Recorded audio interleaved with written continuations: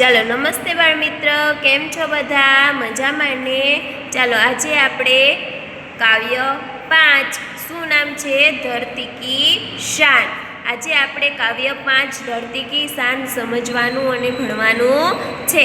તો એના કવિ કોણ છે? પંડિત ભરત વ્યાસજી.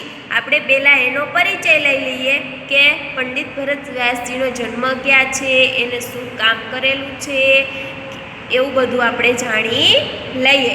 તો પહેલાં શું લખેલું છે? पंडित भरत व्यास जी हमारे जाने माने गीतकार थे. आपका जन्म 1800 दिसंबर 1918 में राजस्थान के चूरू गांव में हुआ था. आपने कोई गीतों की रचना की. यह गीत सन 1948 में आया हिंदी फिल्म गांव गोरी से लिया गया है.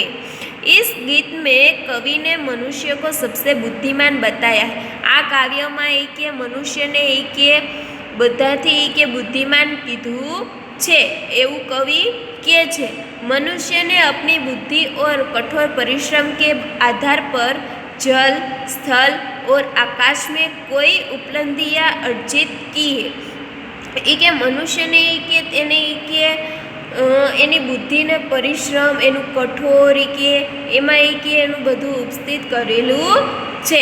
મનુષ્ય प्रकृति को बहुत सीमा तक अपने अनुकूलन ढालने में सफल हुआ है. मनुष्य के लिए कोई भी कार्य असंभव नहीं है. मनुष्य जो चाहे वो कर सकता है. यह भाव काव्य में अंतर्निहित है और यह बात मनुष्य की महानता का प्रमाण है. आ काव्य में के मनुष्य की महानता प्रमाण आपेलू है कि मनुष्य चाहे एनी बुद्धिमान है कि मनुष्य एटले कि चाहे तो के कांई पण करी सके छे. तो आपणे पहेला काव्य गाईए अने पछी एने समझीए. धरती की शान तू भारत की संतान, तेरी मुट्ठियों में बंद है तूफान है रे. धरती की शान तू भारत की संतान, तेरी मुट्ठियों में बंद तूफान है रे.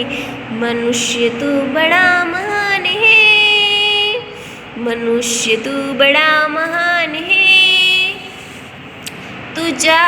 तू जो चाहे पर्वत पहाड़ के फोड़ दे, तू जो चाहे नदियों को मुख को मोड़ दे. तू जो चाहे माटी से अमृत निचोड़ दे, तू जो चाहे धरती का अंबर से जोड़ दे. अमर तेरे प्राण मिला तुझको वरदान, तेरी आत्मा में स्वयं भगवान है रे. मनुष्य तू बड़ा महान है. धरती की शान तू भारत की संतान, तेरी मुट्ठियों में बंद तूफान है रे. मनुष्य तू बड़ा महान है. नयनों में ख्वाल, तेरी गति में भूचाल, तेरी छाती में छुपा महाकाल है रे. पृथ्वी के लाल तेरी गिर का सा भाल, तेरी भुटकों में तंडव का ताल है रे. निज को तू जान, जरा शक्ति पहचान, तेरी वाणी में युग का आह्वान है रे. मनुष्य तू बड़ा महान है, मनुष्य तू बड़ा महान है. धरती से धीर तू है अग्नि सवीर, तू जो चाहे तो काल को भी थाम ले. पापों का प्रलय रुके, पशुता का शिशु झुके, तू जो अगर हिम्मत से काम ले. गुरु सा हिम्मत मतिमान, पवन सा गतिमान, तेरा नभ से ऊंचा उड़ान है रे. मनुष्य तू बड़ा महान है, मनुष्य तू बड़ा महान है. धरती की शान तू भारत की संतान, तेरी मुट्ठियों में बंद तूफान है रे. मनुष्य तू बड़ा महान કાવ્યમાં શું કહેવા માંગે છે કે ધરતી की शान तू भारत की संतान, तेरी मुट्ठियों में बंधे तूफान है रे, मनुष्य तू बड़ा महान है। શું કીધું છે કે હે મનુષ્ય तू भारत की धरती का गौरव है, तेरी बंद मुट्ठियों में तेरा भाग्य है, तू मनुष्य का अवतार होने से सर्व जीवों में महान है। કે તું કે મનુષ્યના અવતારમાં કે બધાયથી કે મહાન છે કે મનુષ્ય જો ચાહે કે એની બંધ મુઠ્ઠીમાં એનું ભાગ્ય છે।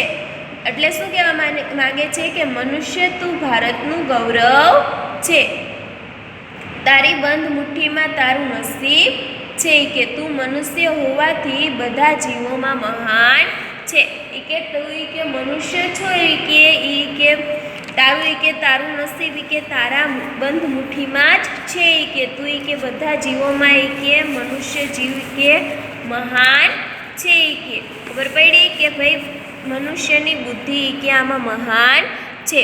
પછી શું કીધું છે કે તું જો ચાહે पर्वत पहाड़ को फोड़ दे, तू जो चाहे नदियों को मुख को भी मोड़ दे, तू जो चाहे माटी से अमृत निचोड़ दे, तू जो चाहे धरती का अंबर से जोड़ दे, अमर तेरे प्राण मिला तुझको वरदान, तेरी आत्मा में स्वयं भगवान है। શું કીધું છે કે હે મનુષ્ય तू पहाड़ और पर्वत की अपनी बुद्धि और शक्ति से तोड़ सकता है, तू नदियों के मुख को मोड़ सकता है, तू मिट्टी से अमृत निकाल सकता है।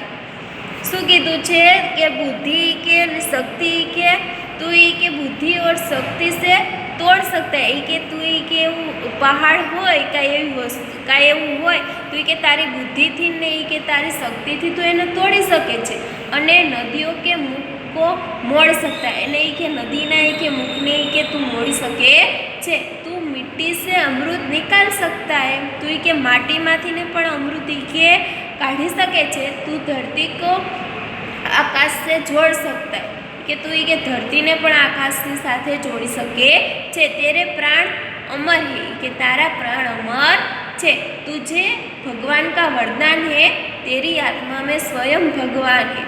શું કીધું છે કે હે મનુષ્ય તું તારી બુદ્ધિથી એક તાકાતથી પહાડ અને પર્વત તોડી શકે છે, તું નદીઓને વહેણ પર બદલી શકે છે, માટીમાંથી અમૃત કાઢી શકે છે, તું ધરતીને આકાશ સાથે જોડી શકે છે, તને ભગવાનના આશીર્વાદ છે, તારામાં ભગવાન છે। એ કે તને કે ભગવાનના આશીર્વાદ છે નહીં કે તારામાં ભગવાન છે। તું જો એવું માન કે તારામાં કે એટલી બુદ્ધિ છે એટલી તાકાત છે કે પર્વત કે તોડી શકે અને કે નદીઓના વેણને પણ બદલી શકે। નદી આવતી હોય આપણે આવતા હોય કે મોજા ન આવે કે નહીં એ કે તું કે એને પણ કે બદલી શકે અને કે માટીમાંથી અમૃત પણ કાઢી શકે। સમજાઈ ગયું એટલું? હવે શું કીધું છે? નયનોं में ज्वाल, तेरी गति में भूचाल, तेरी छाती में छुपा महाकाल, पृथ्वी के लाल तेरा हिम गिरिसा भाल, तेरी